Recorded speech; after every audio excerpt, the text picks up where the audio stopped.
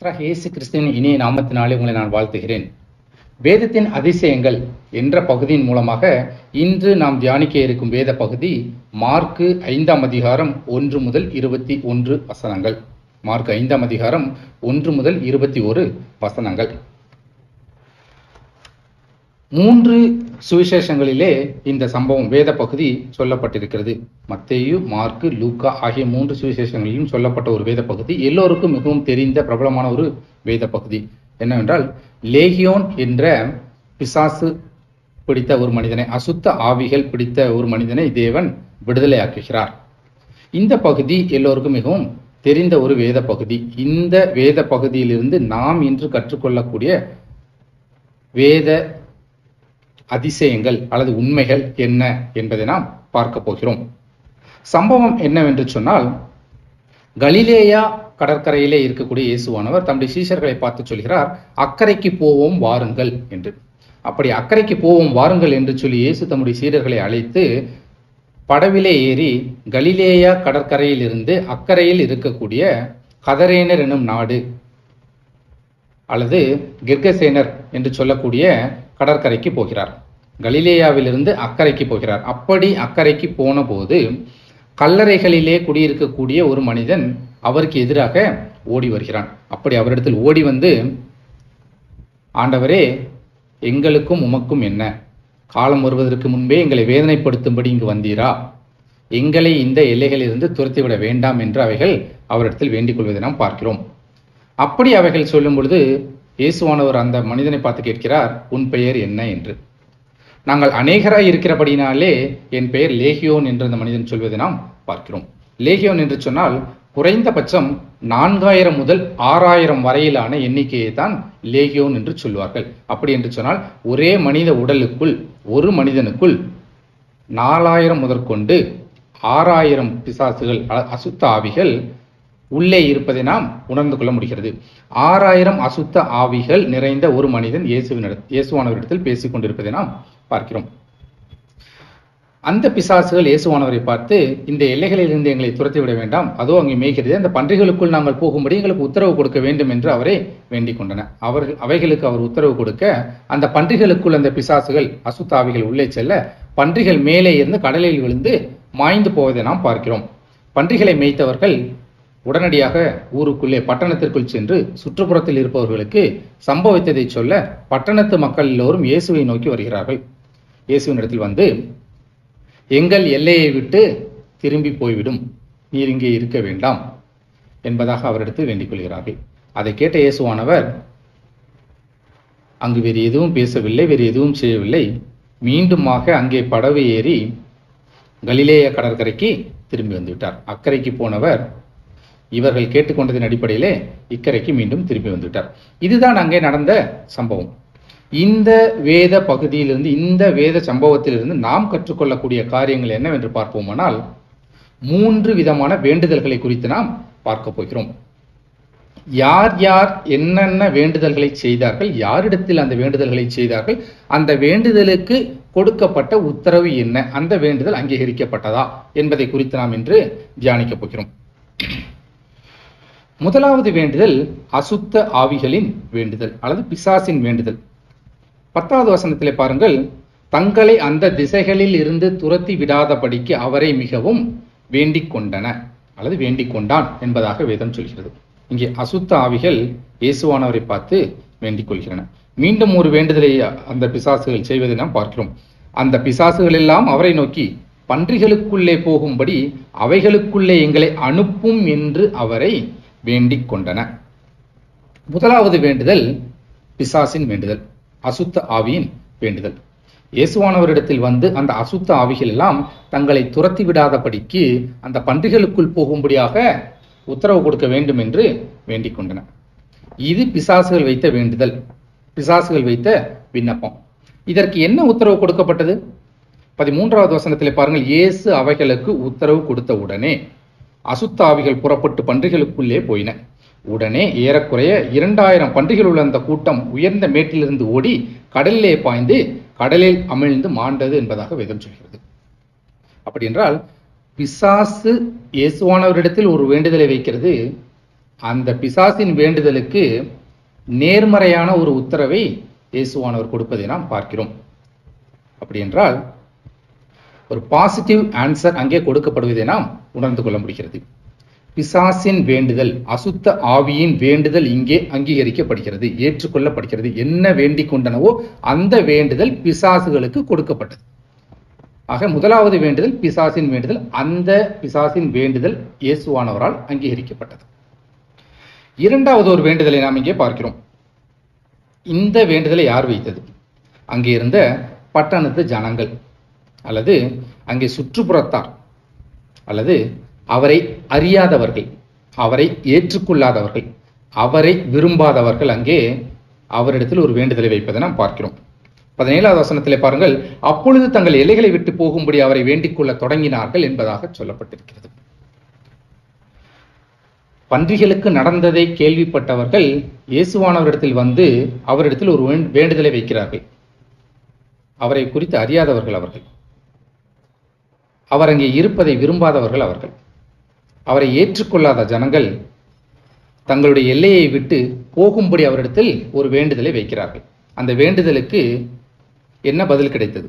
21வது வசனத்தில் பாருங்கள், இயேசு படவில் ஏறி மறுபடியும் இக்கரைக்கு வந்து என்று வேதம் சொல்கிறது. அவர்களுடைய வேண்டுதல் என்ன? தங்களது எல்லையை விட்டு போகும்படி வேண்டிக் கொண்டார்கள். இயேசுவானவர் அவருடைய எல்லைகளை விட்டு புறப்பட்டு போய்விட்டார். அப்படி என்றால் அர்த்தம் என்ன? அவரை ஏற்றுக்கொள்ளாத, அவரை அறியாத, அவரை விரும்பாத ஜனங்கள் அங்கே ஒரு வேண்டுதலை வைக்கிறார்கள். அந்த வேண்டுதலுக்கு நேர்மறையான ஒரு உத்தரவு கொடுக்கப்படுகிறது. இங்கேயும் பார்க்கிறோம், பாசிட்டிவ் ஆன்சர் கொடுக்கப்படுகிறது.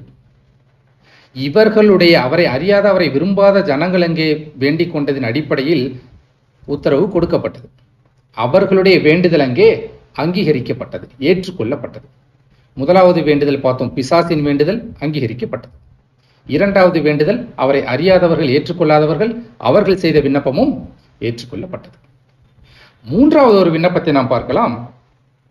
இந்த விண்ணப்பம் யார் வைத்தது என்று சொல்லி பார்ப்போமானால், மாற்றம் பெற்ற ஒரு மனிதனின் வேண்டுதல், அல்லது ரட்சிக்கப்பட்ட பின் ஒரு மனிதன் வைத்த வேண்டுதல், மறுவாழ்வு பெற்ற ஒரு மனிதன் வைத்த வேண்டுதல்.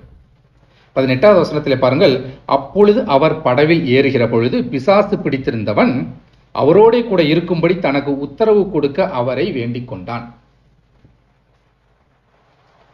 ஒரு நியாயமான வேண்டுதல். இயேசுவானவரால் ரட்சிக்கப்பட்டான், இயேசுவானவரால் விடுதலை பெற்றான், இயேசுவானவரால் நன்மையை பெற்றவன், இயேசுவானவரால் மறுவாழ்வு மாற்றம் பெற்ற ஒருவன் இயேசுவானவரிடத்திலே உம்மோடு கூட நான் இருக்க எனக்கு உத்தரவாக வேண்டும் என்று சொல்லி கேட்கிறான். இதில் தவறு ஏதும் இல்லை. நியாயமான ஒரு கோரிக்கை, நியாயமான ஒரு வேண்டுதல். இந்த வேண்டுதலுக்கு இயேசுவானவர் கொடுத்த பதில் என்ன?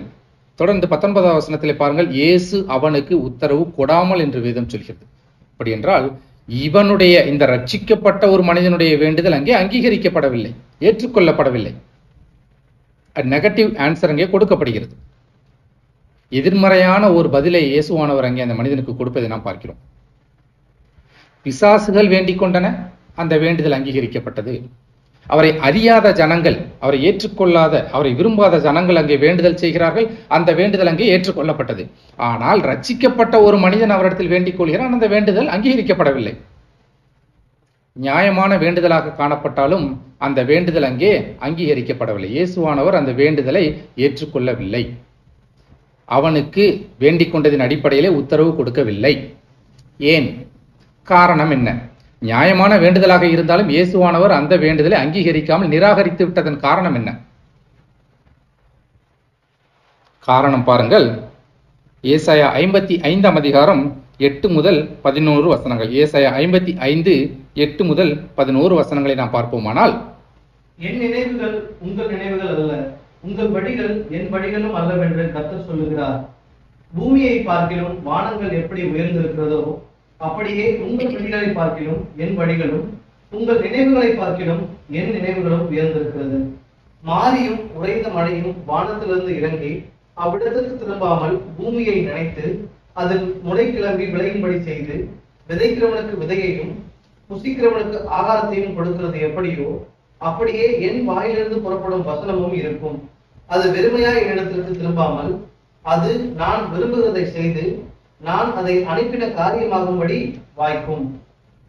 ஆம் பிரியமானவர்களே, பாருங்கள், ஏசாயா 55 8 முதல் 11 வசனங்களிலே பார்ப்போமானால் தேவன் சொல்கிறார், என் நினைவுகள் உங்கள் நினைவுகள் அல்ல, என் வழிகளும் உங்கள் வழிகள் என் வழிகளும் அல்லவென்று கர்த்தர் சொல்கிறார். ரட்சிக்கப்பட்ட அந்த மனிதனுடைய எண்ணங்கள் எப்படி இருந்திருக்கும்? அவனுடைய நினைவுகள் எப்படி இருந்திருக்கும்? எனக்கு விடுதலையை கொடுத்தவர், ரட்சிப்பை கொடுத்தவர், நன்மையை கொடுத்தவர் என்னோடு இருந்தால் வாழ்க்கை முழுவதும் எனக்கு நன்மை உண்டாகும், வாழ்க்கை முழுவதும் எனக்கு மகிழ்ச்சி உண்டாகும், வாழ்க்கை முழுவதும் நான் மகிழ்ந்திருக்க முடியும் என்று நினைத்திருக்கக்கூடும்.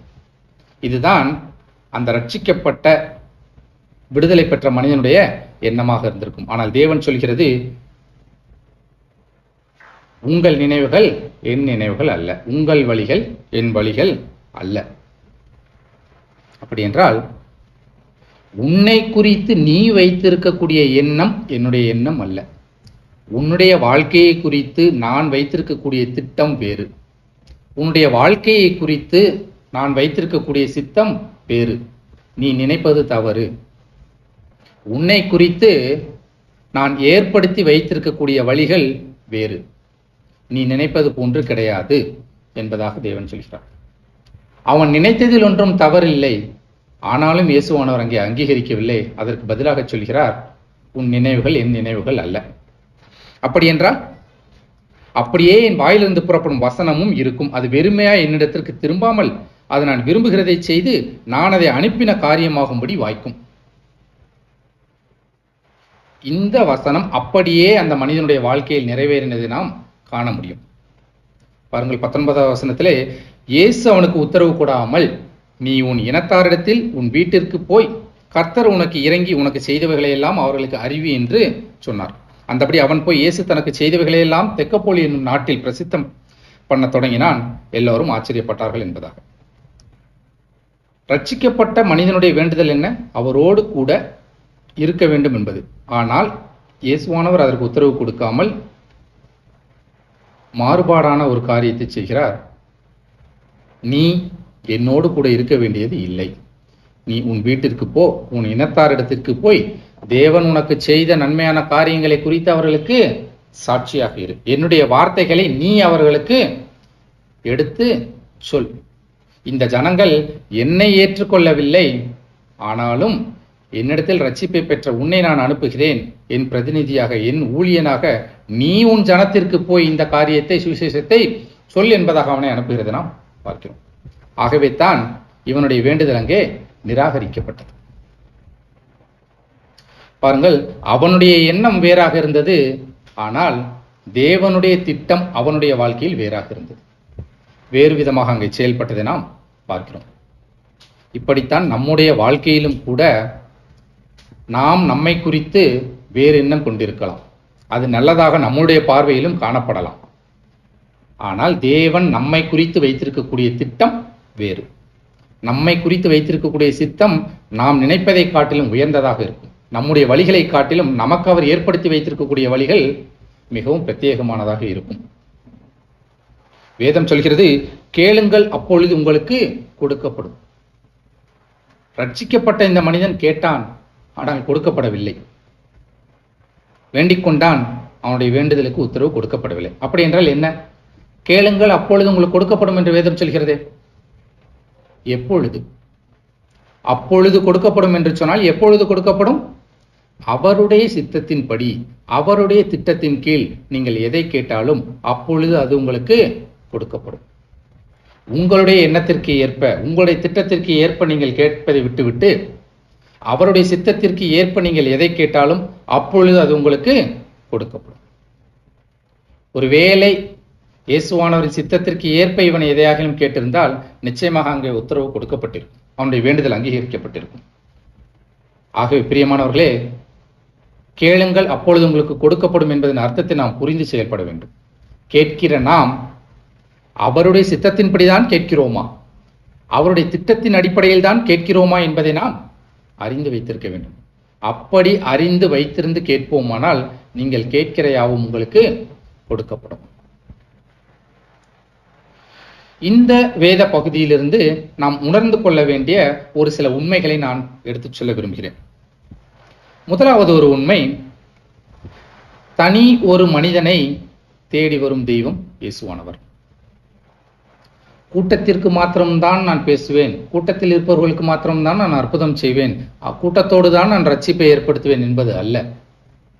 தனி ஒரு மனிதனாய் இருந்தாலும் அவனை தேடி வந்து ரட்சிப்பை உறுதிப்படுத்தக்கூடியவர் நம் தேவன் இயேசு கிறிஸ்து.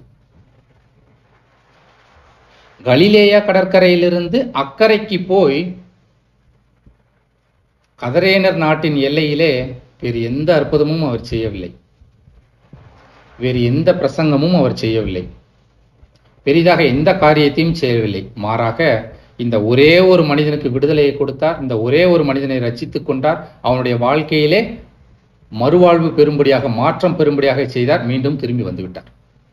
எதற்காக இந்த ஒரு தனி மனிதனுக்கு இவ்வளவு முக்கியத்துவம் கொடுத்து கலிலேயா கடற்கரையிலிருந்து கடலை கடந்து அடுத்த கடற்கரைக்கு அக்கறைக்கு போய் வர வேண்டும்? அதுதான் இயேசு கிறிஸ்து. தனி மனிதனுடைய ரட்சிப்பு அவருக்கு முன்பாக முக்கியத்துவம் வாய்ந்தது. பாருங்கள், அவன் எப்பொழுதும் இரவும் பகலும் மலைகளிலும் கல்லறைகளிலும் இருந்து கூக்குரலிட்டு கல்லுகளினாலே தன்னை காயப்படுத்தி கொண்டிருந்தான். எதற்காக அக்கறைக்கு போனார்? அந்த எல்லையில் உள்ள மக்கள் இந்த பிசாசு பிடித்தவனாலே பாதிக்கப்படுவார்களே என்ற பயத்திலா, அல்லது பிசாசுகளின் பிடியில் இந்த மக்கள் மாட்டிக்கொள்வார்கள், காயம்பட்டு விடுவார்கள் என்பதற்காகவா அந்த ஜனங்கள் மீது அக்கறை கொண்டான்? இல்லை, தன்னை காயப்படுத்தி கொண்டிருந்தான் என்று வேதம் சொல்கிறது. அவன் வேறு யாரையும் காயப்படுத்தியதாக வேதம் சொல்லவில்லை, தன்னை காயப்படுத்தி கொண்டிருந்தான். பிசாசின் பிடியில் இருந்த அவனை தன்னைத்தானே காயப்படுத்தி கொண்டு தன்னைத்தானே அழித்து கொண்டிருந்த அந்த ஒருவனை ரட்சிப்பதற்காக, அவனுக்கு விடுதலை கொடுப்பதற்காக அக்கறைக்கு போனவர் இயேசு. 99 ஆடுகள் இருந்தும் 99 ஆடுகள் தன்னிடத்தில் பத்திரமாய் இருக்கிறதே என்பதை அந்த மேய்ப்பன் எண்ணவில்லை, அதை மகிழ்ச்சியாக நினைக்கவில்லை.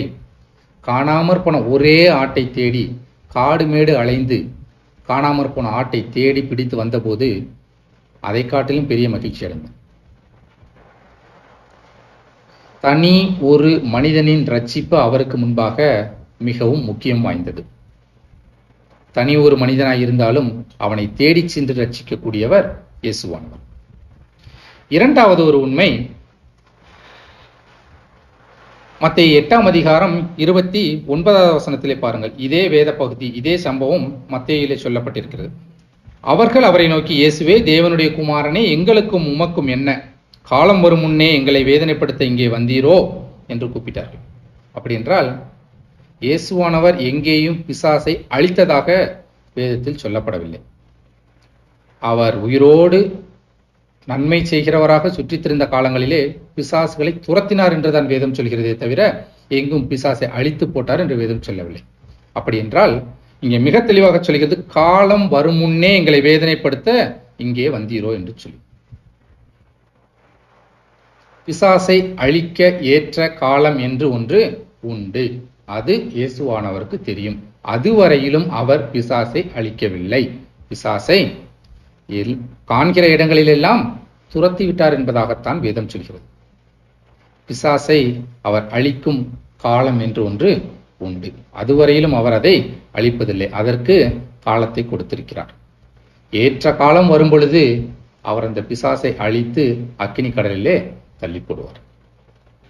மூன்றாவது ஒரு உண்மை 19வது வசனத்திலே பாருங்கள். இயேசு அவனுக்கு உத்தரவு கொடாமல், நீ உன் இனத்தாரிடத்தில் உன் வீட்டிற்கு போய் கர்த்தர் உனக்கு இறங்கி உனக்கு செய்தவைகளை எல்லாம் அவர்களுக்கு அறிவி என்று சொன்னார். அப்படி என்று சொன்னால் இயேசுவானவர் அவனை பார்த்து சொல்கிறார், நீ என்னை குறித்து சாட்சி சொல்ல வேண்டும் என்று சொன்னால் உன்னை அறியாத மக்களிடத்திலோ அல்லது என்னை அறியாத யாரோ ஒரு இடத்திலோ போய் நீ சாட்சி சொல்ல வேண்டாம். முதலில் உன் குடும்பத்தில், உன் இனத்தில், உன் ஜனத்தாரிடத்தில் போய் நீ பெற்றுக்கொண்ட ரட்சிப்பை, நன்மையை குறித்து, விடுதலையை குறித்து சொல் என்பதாக சொல்கிறார். அப்படி என்றால் உங்களுடைய என்னுடைய சாட்சி என்பது நம்முடைய குடும்பத்திலே, நாம் இருக்கக்கூடிய இடத்திலே, நாம் வேலை பார்க்கக்கூடிய வேலை ஸ்தலத்திலே, நாம் அன்றாட போய் வரக்கூடிய இடத்திலே நம்முடைய சாட்சி ஏற்புடையதாய் அமைய வேண்டும். நம்முடைய சாட்சி முதலாவது சொல்லப்பட வேண்டிய இடம் நாம் இருக்கும் இடம். எங்கோ போய் சொல் என்று சொல்லவில்லை. உன் குடும்பத்தில், உன் இனத்தாரிடத்தில் போய் உனக்கு தேவன் இறங்கி செய்த நன்மைகளை குறித்து சொல் என்பதாக. நற்செய்தி எங்கே ஆரம்பிக்க வேண்டும்? சாட்சி எங்கே ஆரம்பிக்க வேண்டும்? நீங்கள் இருக்கும் இடத்திலே சாட்சி ஆரம்பிக்க வேண்டும். இருக்கிற இடத்திலே சாட்சியாக இருக்க வேண்டும் என்பதை வேதம் வலியுறுத்துகிறது. நான்காவது ஒரு முக்கியமான காரியம் என்ன என்று சொல்லி பார்ப்போமானால், ரட்சிப்பை பெற்ற ஒவ்வொருவரும், விடுதலை பெற்ற ஒவ்வொருவரும், மனமாற்றம் பெற்ற ஒவ்வொருவரும், மறுவாழ்வு பெற்றவர்கள் ஒவ்வொருவரும் தங்களிடத்தில் கேட்டுக்கொள்ள வேண்டிய கேள்வி என்னவென்று சொன்னால், இன்னும் தாமதிக்கிறது என்ன? இன்னும் தாமதிக்கிறது என்ன என்ற கேள்வியை நாம் ஒவ்வொருவரும் கேட்டுக்கொள்ள வேண்டும். பாருங்கள், 14வது வசனத்திலே, பன்றிகளை மேய்த்தவர்கள் ஓடி இதை பட்டணத்திலும் சுற்றுப்புறங்களிலும் அறிவித்தார்கள். அப்பொழுது சம்பவித்ததை பார்க்கும்படி ஜனங்கள் புறப்பட்டு என்று வேதம் சொல்கிறது. ரட்சிப்பை பெற்றவன், நன்மையை பெற்றுக்கொண்டவன், மறுவாழ்வு பெற்றுக்கொண்டவன் இயேசுவின் பாதத்தடியிலே உட்கார்ந்து விட்டான். ஆனால் பன்றிகளை தொலைத்தவர்கள், பன்றிகளினால் நஷ்டத்தை பார்த்தவர்கள் ஓடி சென்று பட்டணத்தில் இதை அறிவித்தார்கள் என்பதாக வேதம் சொல்கிறது. ஏன் அவர்கள் எல்லாம் இயேசுவானவரிடத்தில் வந்து தங்களை விட்டு போகும்படி வேண்டிக் கொண்டார்கள்? ஏன் தெரியுமா?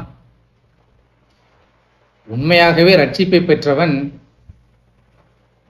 ஜனங்களிடத்தில் போய் ரட்சிப்பை குறித்து சொல்லாமல் இயேசுவின் பாதத்தடியிலே இருந்து விட்டான். ஆனால் அதற்கு மாறாக பன்றிகளை மேய்த்தவர்கள் இவனுக்கு முன்பாக ஓடி சென்று எதையோ அங்கே சொல்லிவிட்டார்கள். ரட்சிப்பை குறித்து சொல்ல வேண்டிய இடத்தில் துர்ச்செய்தியை குறித்து சொல்லிவிட்டார்கள். இந்த ரட்சிப்பை பெற்ற ஒரு மனிதன் தாமதித்ததின் விளைவாக ஜனங்களுக்கு அங்கே போய் சேர்ந்த செய்தி தவறான ஒன்றாக இருக்கிறது. அது மாத்திரமல்ல, தொடர்ந்து 16வது வசனத்திலே பாருங்கள், பிசாசு பிடித்திருந்தவனுக்கும் பன்றிகளுக்கும் சம்பவித்ததை கண்டவர்களும் அவர்களுக்கு விவரமாய் சொன்னார்கள் என்பதாக வேதம் சொல்கிறது. விவரமாய் சொன்னார்கள் என்று வேதம் சொல்கிறது. பன்றிகளை மேய்த்தவர்கள் ஓடி சென்று செய்தியை சொன்னார்கள். பட்டணத்திலிருந்து வந்தவர்களுக்கு அங்கே இருந்தவர்கள் விவரித்து சொன்னார்கள் என்று வேதம் சொல்கிறது. பன்றிகளை மேய்த்தவர்கள் அப்படி எதை சொன்னார்கள் என்பது தெரியவில்லை. அதை காட்டிலும் அவர்களுக்கு விவரித்து சொன்னவர்கள் எதை விவரமாக சொன்னார்கள் என்பதும் தெரியவில்லை. விளைவு என்ன? இயேசுவானவர் எங்களிடத்தில் இருக்க வேண்டாம், எங்கள் எல்லைகளை விட்டு புறப்பட்டு போய்விடும் என்று வேண்டுதல் செய்யும்படியான ஒரு விளைவு. சொல்லப்பட்ட செய்தி என்ன? ஏன் அது சொல்லப்பட்டது? நீங்களும் நானும் தாமதிக்கிற காலங்களிலே நமக்கு முன்பாக யாரோ ஒருவர் ஓடி சென்று தவறான செய்தியை, தவறான காரியங்களை சொல்லிவிடுகிறார்கள். சிலர் விவரமாக அதை சொல்கிறார்கள். எதை சொல்கிறார்கள்? தவறான செய்திகளை விவரமாக சொல்கிறார்கள். இதற்கு காரணம் நீங்களும் நானும் தாமதித்துக் கொண்டிருப்பது. ரட்சிப்பை பெற்ற பின்பும் கூட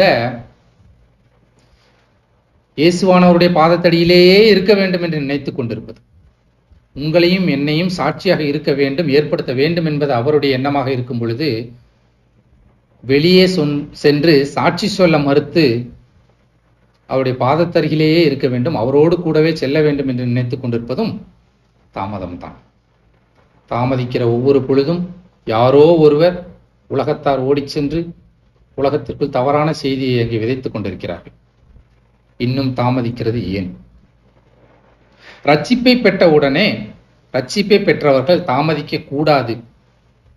பாருங்கள், பவுலின் காரியத்திலே பாருங்கள், சவுலுக்கு தேவன் தமஸ்குவுக்கு செல்லும் வழியிலே தரிசனமாகிறார்.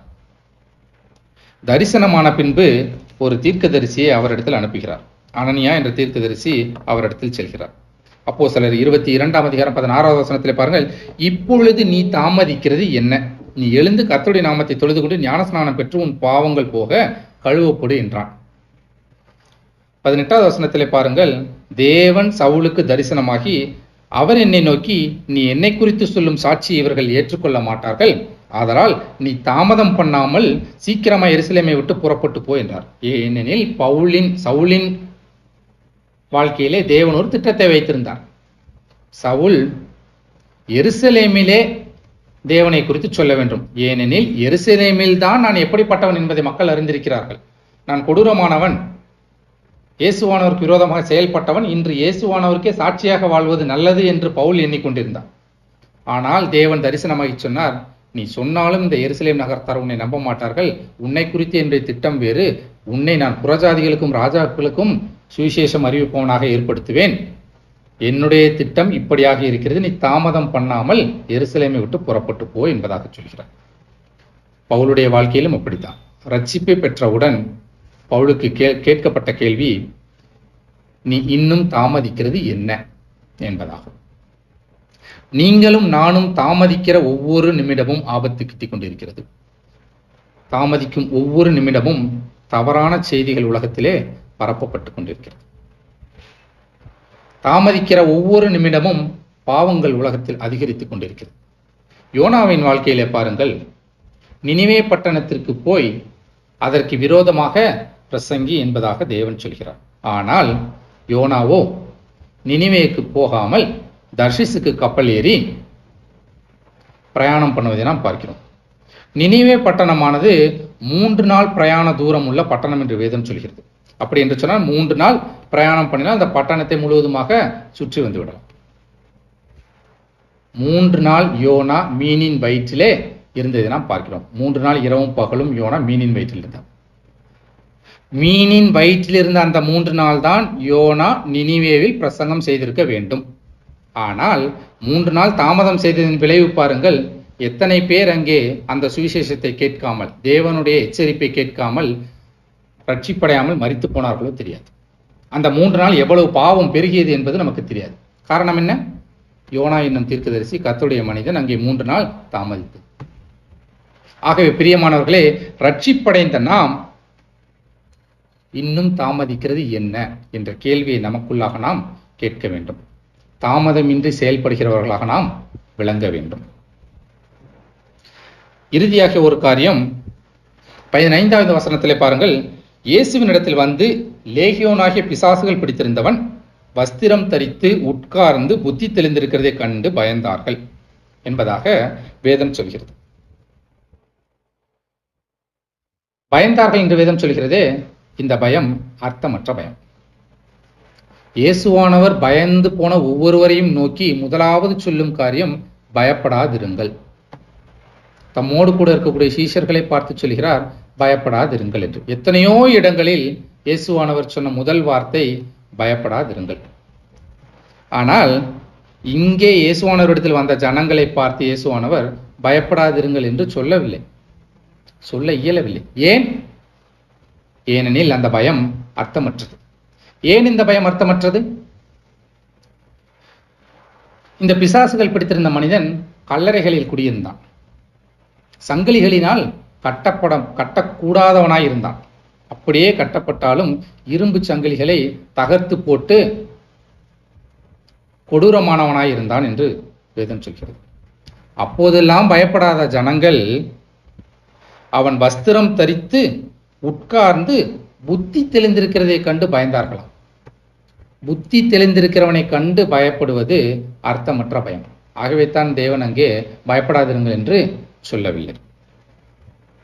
இந்த பயத்திற்கு காரணம் என்ன தெரியுமா?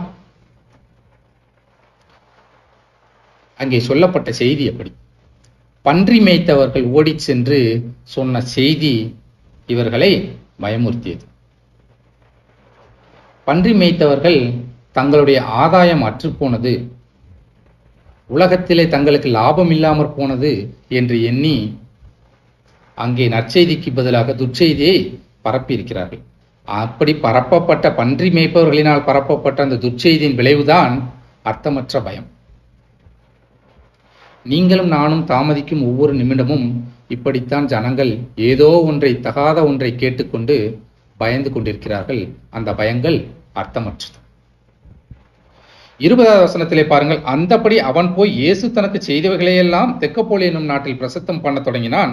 எல்லாரும் ஆச்சரியப்பட்டார்கள். பாருங்கள், துர்ச்செய்தி சென்ற இடத்திலே மக்கள் பயந்தார்கள், நற்செய்தி சென்ற இடத்திலே மக்கள் ஆச்சரியப்பட்டார்கள். இதுதான் நற்செய்தியின் விளைவு. லூக்கா 2ஆம் அதிகாரம் 10வது வசனத்திலே பாருங்கள். இதோ எல்லா ஜனத்திற்கும் மிகுந்த சந்தோஷத்தை உண்டாக்கும் நற்செய்தியை நான் உங்களுக்கு அறிவிக்கிறேன் என்பதாக அந்த தூதன் சொல்கிறான். இங்கே அதை கண்டு சாட்சியாக ஏற்படுத்தப்பட்ட மேய்ப்பர்கள், ஆடு மேய்ப்பவர்கள் என்ன செய்கிறார்கள்? தங்களுக்கு சொல்லப்பட்டதை உலக மக்களுக்கு எடுத்துச் சொல்கிறார்கள். 18வது வசனத்திலே பார்ப்போமானால், மேய்ப்பர்களால் தங்களுக்கு சொல்லப்பட்டதை கேள்விப்பட்ட எல்லோரும் ஆச்சரியப்பட்டார்கள் என்று வேதம் சொல்கிறது. எங்கெல்லாம் நற்செய்தி சொல்லப்படுகிறதோ அங்கெல்லாம் ஆச்சரியம் உண்டாகும். எங்கெல்லாம் இயேசுவானவருக்கு எதிராக துர்ச்செய்தி சொல்லப்படுகிறதோ அங்கெல்லாம் பயம் உண்டாகும். நீங்களும் நானும் தாமதிக்கிற ஒவ்வொரு நிமிடமும் மக்களை அர்த்தமற்ற பயம் பிடித்துக் கொண்டிருக்கிறது. நற்செய்தியை சொல்வோமானால் எல்லா ஜனத்திற்கும் மிகுந்த சந்தோஷம் உண்டாகும். மிகுந்த சந்தோஷத்தை உண்டாக்கக்கூடிய நற்செய்தியை நாம் சொல்கிறோமா? ஆடு மேய்ப்பவர்கள் சொன்ன நற்செய்தியை நாம் சொல்கிறோமா, அல்லது பன்றி மேய்த்தவர்கள் சொன்ன துர்ச்செய்தியை நாம் சொல்லுகிறோமா? சொல்லுகிறதற்கு இடம் கொடுக்கிறோமா? சிந்தித்து பார்க்க வேண்டும் மக்களே. ஏன் தாமதம்?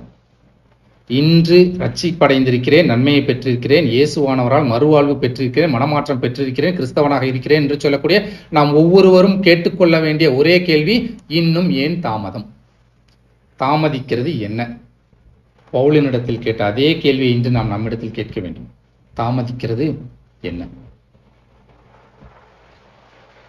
இந்த சம்பவத்திலிருந்து தேவன் நமக்கு வலியுறுத்தக்கூடிய காரியம் என்ன? உங்கள் திட்டம், உங்கள் சித்தம் என்னுடைய சித்தம் அல்ல. உங்களை குறித்த என்னுடைய திட்டம், சித்தம் வேறாக இருக்கிறது. அந்த திட்டத்தின் அடிப்படையில் நீங்கள் வேண்டிக் கொள்வீர்களானால், நீங்கள் வேண்டிக் கொள்வது எதுவோ அது உங்களுக்கு கொடுக்கப்படும். ரட்சிக்கப்பட்ட பின்னும் அவர் பாதத்தருகே உட்கார்ந்து கொண்டிருக்க வேண்டும் என்று தாமதம் செய்வீர்களானால், உலகத்திற்குள்ளாக துர்ச்செய்தி பரப்பப்படுகிறது. இயேசுவானவருக்கு எதிராக செய்திகள் பரப்பப்பட்டு கொண்டிருக்கிறது. அதுவும் நமக்கு முன்பாக ஓடி சென்று அவைகள் பரப்பப்படுகிறது. தாமதம் தவிர்ப்போம். நற்செய்தியை சொல்வதற்கு தாமதம் வேண்டாம். ரட்சிப்பை பெற்ற ஒவ்வொருவரும் அவருடைய திட்டத்தின்படி அதை அறிவிக்க எழுந்து ஓடக்கூடியவராக தேவன் நம்மை மாற்ற வேண்டும். ஜெபம் செய்வோம். அன்பின் பரலோக பிதாவே, இந்த அருமையான வேலைக்காக நன்றி செலுத்துகிறோம் தகப்பனே. மார்க் 5:1-21 வசனங்களின் மூலமாக தேவன் எங்களோடு கூட இடைப்பட்டதற்காக நன்றி செலுத்துகிறோம். கேளுங்கள் அப்பொழுது உங்களுக்கு கொடுக்கப்படும் என்று சொன்னீரே. ரட்சிக்கப்பட்ட அந்த மனிதன் கேட்டுக்கொண்ட வேண்டுதல் நிராகரிக்கப்பட்டது. உம்முடைய சித்தம் வேறு, எங்களை குறித்து உம்முடைய திட்டம் வேறு. அந்த திட்டத்தின் அடிப்படையிலே எதையும் கேட்க நாங்கள் கற்றுக்கொள்ள வேண்டும் என்பதை தேவன் எங்களுக்கு வலியுறுத்தியதற்காக நன்றி செலுத்துகிறோம் தகப்பனே. எங்களுடைய வாழ்க்கையில என்ன திட்டம் வைத்திருக்கிறீரோ, என்ன சித்தம் வைத்திருக்கிறீரோ, அந்த திட்டம், அந்த சித்தம் எங்கள் வாழ்க்கையில் நிறைவேற எங்களையே நாங்கள் ஒப்புக் கொடுக்கிறோம் தகப்பனே. ரட்சிக்கப்பட்ட பின்பும் கூட உம்முடைய பாதத்தருகிலேயே உட்கார்ந்திருக்க வேண்டும் என்று எண்ணும் எங்களுடைய எண்ணங்களை மாற்றி போடுவீராக. உலகம் முழுவதும் எனக்கு சாட்சிகளாய் இருப்பீர்கள் என்று எழுந்திருக்கும் போது சொன்னீரே கர்த்தாவே. பரலோகத்திற்கு எடுத்துக்கொள்ளப்படும் போது சொன்னீரே தகப்பனே. உமக்கு சாட்சிகளாய் நாங்கள் வாழ வேண்டும் என்பது உம்முடைய எண்ணமாய் இருக்கையில் தகப்பனே, நாங்கள் தாமதிக்காதபடிக்கு எங்களை தேவன் காத்துக்கொள்வீராக. தாமதம் செய்கிறவர்களாய், ஒருவேளை அலுப்புள்ளவர்களாய், சோம்பேறிகளாய் நாங்கள் இருப்போமானால் தேவன் எங்களை மன்னிப்பீராக தகப்பனே. கர்த்தருடைய வேலையை அசதியாய் செய்கிறவன் சபிக்கப்பட்டவன் என்று வேதம் சொல்கிறது கர்த்தாவே. தாமதம் எங்களில் காணப்படுமானால் எங்களை மன்னிப்பீராக. தாமதமின்றி நீர் எங்களுக்கு கட்டளையிட்ட ரட்சிப்பையும் எங்களுக்கு கொடுத்த நன்மையும் குறித்து இந்த உலகத்தில் உமக்கு சாட்சியாய் வாழ எங்களை ஏற்படுத்துவீராக. வல்லமையாய் வழிநடத்துவீராக தகப்பனே. கற்றுக்கொண்ட காரியங்களை வாழ்க்கையிலே கடைபிடிக்கவும் பிறருக்கு கற்றுக் கொடுக்கவும் தேவன் எங்களுக்கு கிருபை செய்வீராக. கூடவே இருந்து வழி நடத்துவீராக. இயேசு என்ற மெய்யான நாமத்தில் ஜெபித்து கேட்கிறோம் நல்ல தகப்பனே, ஆமென். ஆம் பிரியமானவர்களே, ரட்சிக்கப்பட்ட பின்பும் தாமதிப்பது ஏன்? தாமதத்தை தவிர்த்து அவருக்காக ஓடி சுவிசேஷத்தை அறிவிக்க, அவருக்கு சாட்சியாய் வாழ தேவன் விரும்புகிறார். நம்மை வழிநடத்துவார். நன்றி.